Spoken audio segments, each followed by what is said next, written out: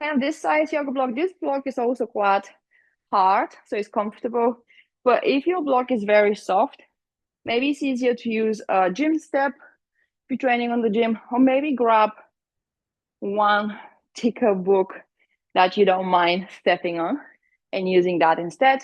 If you're living in a house with stairs, you can use the first step. Just find somewhere where you can elevate one leg. So as you see, once I put my right foot on the ground, automatically, if I face side view, you're going to see that this knee is bent and then my opposite leg is straight. Okay, so we're going to focus on the on the working leg. We're going to focus on the leg that is elevated. And as you see now, my hip here, if I place my hands around my pelvis and find my pelvic bones, you can see that my right is high. Okay, so I have a hike here. And to avoid the shift, I want to stay not like that, but on top. So I want to really feel that side is loaded. Now what I'm going to do is like push into the block again because this block is hard. We want something hard underneath our right foot. We're going to feel like we're dropping our hip and hiking the opposite. And that foot's going to be floating in the air, okay? I'm still staying on top of that leg. I'm going to focus on bending my knee. So I'm not focusing on overstretching, but I want to focus on bending my knees. I have a controlled hike and then control drop. Control hike, control drop.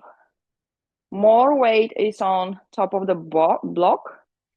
But when I'm dropping my opposite foot and hiking that hip, so when I'm hiking my right hip, I want to put a little bit of weight on the left foot. Okay, so hike the right hip, drop, hike, drop. Focus also on when your hip is hiking or pelvis is hiking, your knees bending. And then when your hip and pelvis is dropping, your knees extending. All right, let's switch sides. I'm sure I've done about 8-10 reps. Okay, let's do the other side. So again, hip, hike, hip drop. I'm working, focusing on the left side. Knee extension, my hip drops, hikes, drops, hikes. I want to have my feet on the ground here when my left hip is hike and left pelvis side is hike.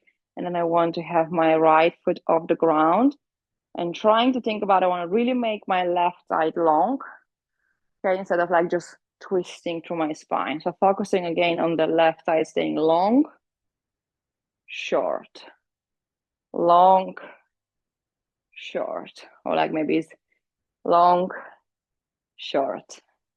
All right, press through the foot, knee flexion, knee extension, and then shake it out. Okay, so we're working a little bit on a hip hike and drop, and we're gonna mix things around because we have a few minutes left.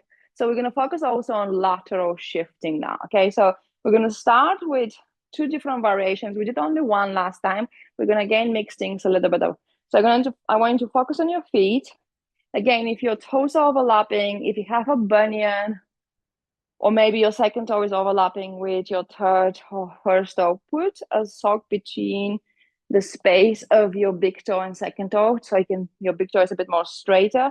Or if that's happening around your pinky, put something between your pinky and the foretoe. So what I want you to do for start is I'm gonna shift my pelvis to the left by gonna let my body stay right. And I can see I'm creating that like a wonkier position. And I try to keep my eyes facing forward, okay?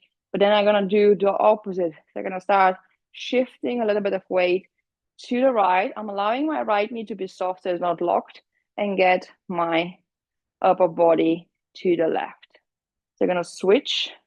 So I'm thinking about pelvis and hips shifting to the left knee slightly soft, and then I'm doing the opposite.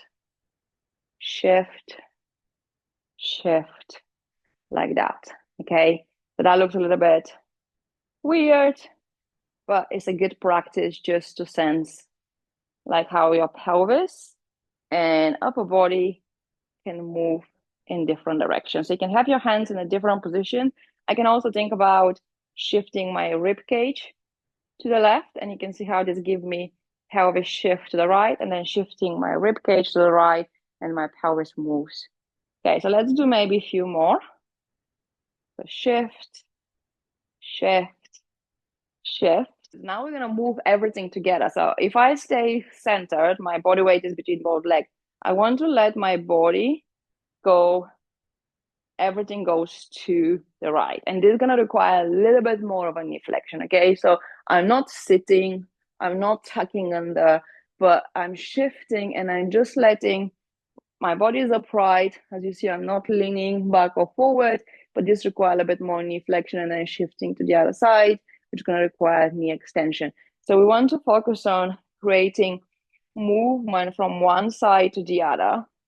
And I want you to feel how we're loading one leg and then pick up the energy from that leg and shift the energy on the top of the other leg. So think about it as almost like a motion this way, and everything goes up and over to the other side, okay? We don't want to be in a very wide stance, because if I do this, I can't shift my body weight and my rib cage head on top of each foot. So we want a little bit wider stance, but just slightly wider than our shoulders.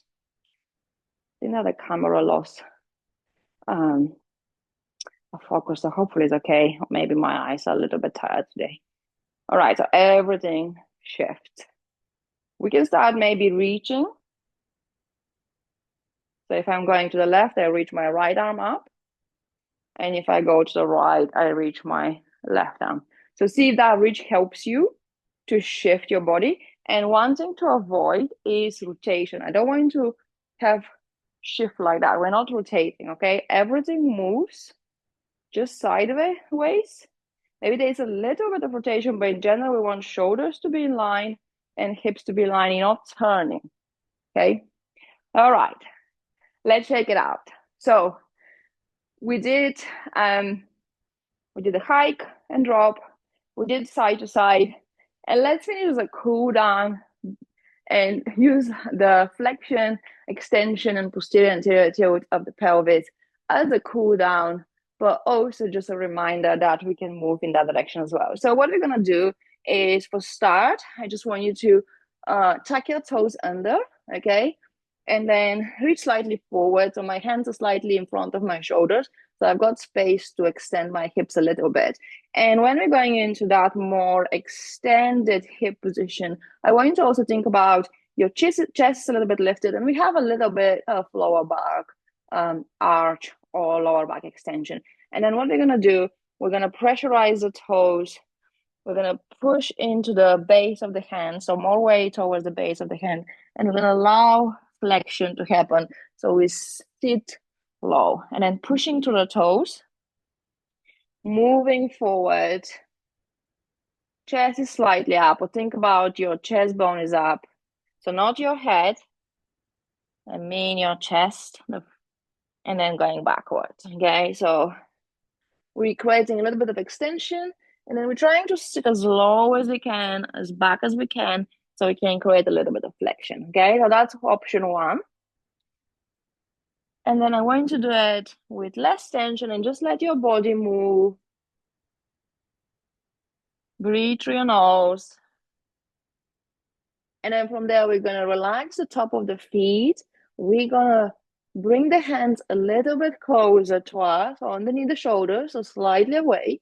And then from there, we're gonna let the pelvis to untuck. But then I want you to also think about lifting your chest, but your chin stays tucked under, okay? So we're not really changing and lifting the chin up, okay? And then from there, I want you to flex your spine, but don't flex your neck. So just keep looking forward. So you're gonna see how in this position, your chin goes away from your chest.